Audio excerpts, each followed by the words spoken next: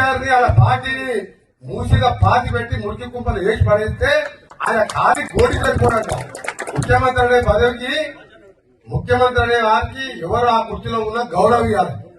కేటీఆర్ కి ఎంత అహంకారం అంటే ముఖ్యమంత్రి పట్టుకొని ఖాళీ కోటి అంటారా? నేను ఒకటే చెప్తున్నా, కేటీఆర్ మిస్టర్ బచ్చా గారిని రేవంత్ రెడ్డి ఏది కోటి కూడా పనికిరావు. మీరు అయ్యా ఎమ్మెల్యే అయితే ఆ పేరు పెట్టి అమెరికా నుంచి వచ్చి 80 ఓట్లతో ఎమ్మెల్యే గెలిచినాం.